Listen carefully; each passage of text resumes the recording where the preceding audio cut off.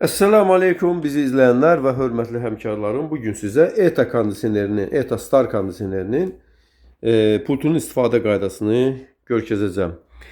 Bu kondisioner pultunun on-off yani açma kapama düyməsidir. Bunun köməyinə kondisioneri yandırıb söndürə bilirik və biz bu düymə basıldığında burada bir işarə yanıb sönür.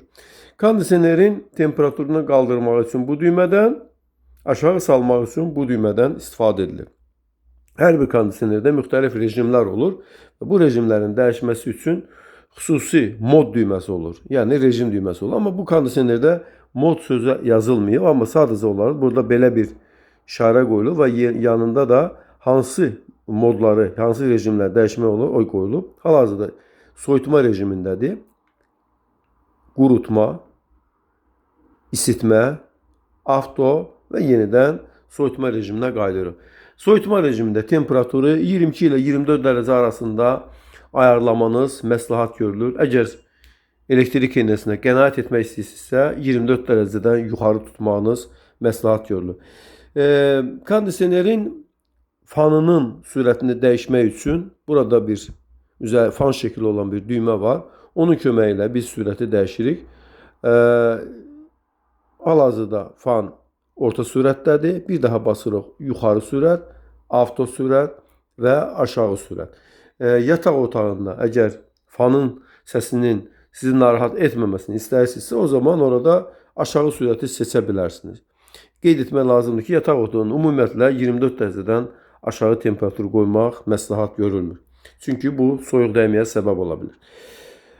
Kondisionerin digər rejimlərini keçmək üçün bu düyməni yenidən basırıq və burada bir su damlası işarəsi gəlir.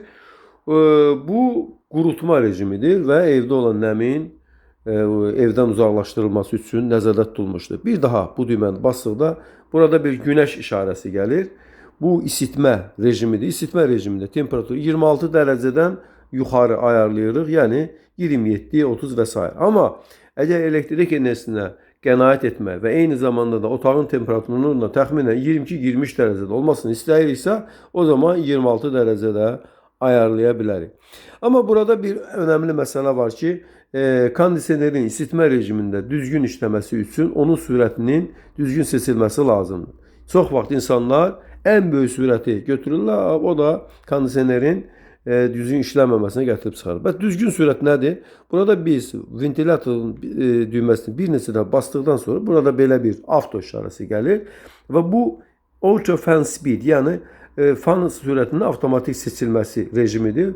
Belə olduqda kondisionerin fan sürəti mikroprosesor tərəfindən seçilir və bu səbəbdən də kondisioner daha məhsuldar işləyir və çöl hissəsi yalnız temperatur 0 dərəcəyə yaxınlaşdıqda dona bilir.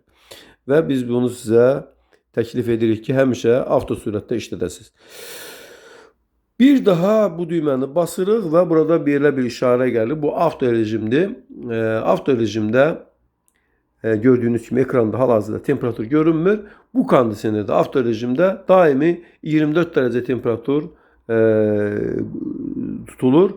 24 dərəcədən aşağı temperatur olarsa kondisioner isitmə rejimində, yuxarı olarsa soyutma rejimində çalışacaqdır. Qeyd etmək istəyirəm ki, burada başqa düymələr də var. İndi biz onların izah edəcəyik. Təzədən mod düyməsini basırıq və soyutma rejiminə qayıdırıq.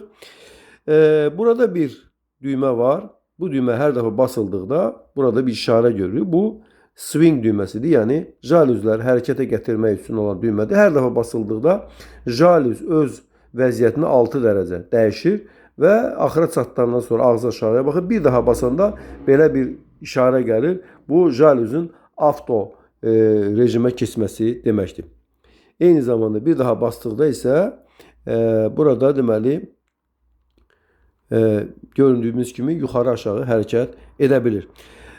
Burada başqa bir düymə də var. İndi temperaturu deyək ki 22 dərəcəyə qoyaq və məlum məsələdir ki 22 dərəcəyə temperatur qoyulduqda bir insan bu temperaturda soyuq dəyməklə qarşılaşa bilər. Bu səbəbdən də burada bir sleep düyməsi qoyulub. Sleep yəni yuxu rejimi. Biz onu basdıqda burada ay və ulduz işarəsi gəlir.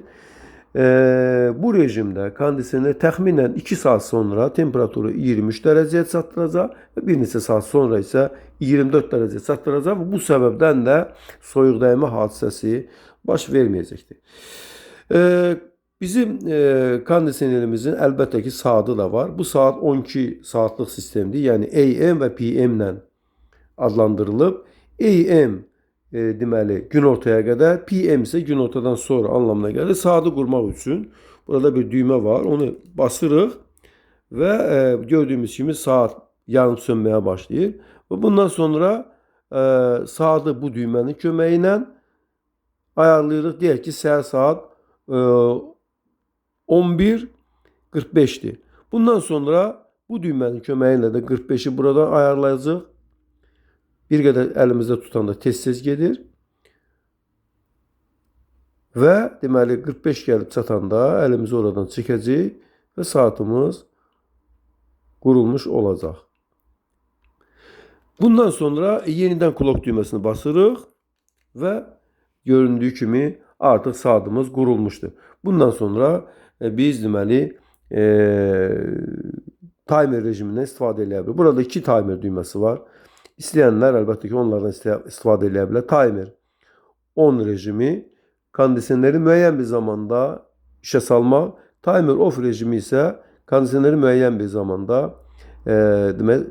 dayandırmaq üçündür. Burada bir düymə də yadımızdan çıxdı. Bu düymə swing düyməsidir. Bu düymə basıldıqda jalüzlər yuxarı aşağı dayanmadan hərəkət edirlər. Və nəhayət bu kondisionerin arxasında bir reset düyməsi var.